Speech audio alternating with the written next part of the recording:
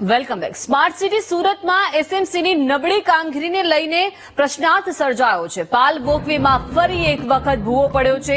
એક જ જગ્યાએ સતત 7મી વખત ભૂવો પડતા એસએમસીની કામગીરી સામે હવે લોકો સવાલ ઉઠાવી રહ્યા છે। 3 મહિના પહેલા જ ભૂવાનું એસએમસીએ સમારકામ કર્યું હતું। પહેલા ભૂવો પડ્યો, બાદમાં એસએમસીએ બ્લોક બેસાડ્યો હતો।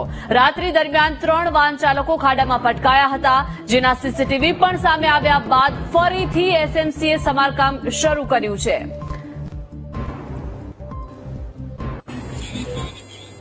વધુ માહિતી સાથે સંવાદદાતા શૈલેષ જોડાઈ ગયા છે। શૈલેષ, સ્માર્ટ સિટી સુરતના જે બળગા ફૂંકવામાં આવી રહ્યા છે તેને લઈને એસએમસીની આ કામગીરી દેખાઈ રહી છે, કેમ કે 7 વખત ભૂવો એક જ જગ્યાએ પડ્યો છે।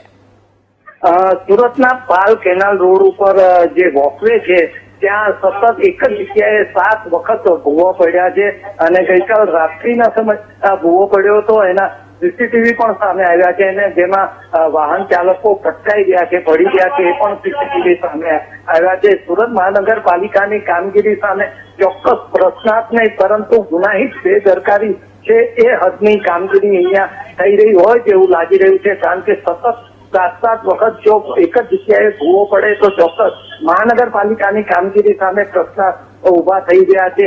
છેલ્લે 2 મહિના પહેલા અહીંયા પેવર બ્લોક નાખવામાં આવ્યા હતા, હવે એ પણ બેસી ગયા છે અને હાલ પણ અત્યારે રિપેરિંગની કામગીરી શરૂ થઈ છે।